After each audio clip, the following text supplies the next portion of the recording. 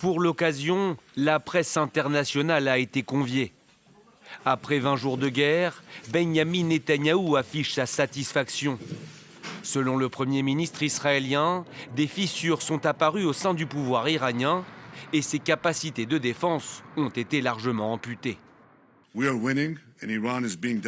Nous gagnons et l'Iran est en train d'être décimé. L'arsenal iranien en termes de drones et de missiles a été massivement endommagé et il sera bientôt détruit. Des centaines de lanceurs ont été détruits et leurs stocks de missiles sont durement attaqués, tout comme les industries qui les fournissent. Cette guerre, c'est aussi une guerre des mots. À Téhéran, le ministre des Affaires étrangères Abbas Araghchi prévient. La puissance de feu iranienne n'a rien perdu de sa férocité et elle ne tremblera pas en cas de nouvelle attaque. Notre riposte à l'attaque israélienne contre nos infrastructures n'a mobilisé qu'une fraction de notre puissance. La seule raison de notre retenue était le respect de l'appel à la désescalade. Aucune retenue si nos infrastructures sont de nouveau attaquées. Alors, dans quel état est le régime iranien aujourd'hui ?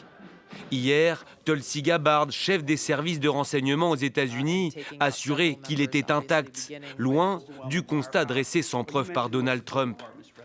Empêtré dans un conflit qui dure, le président américain a exclu l'envoi de troupes au sol. Non, je ne déploie des troupes nulle part. Un éventuel déploiement de troupes sur le sol iranien, très impopulaire aux États-Unis.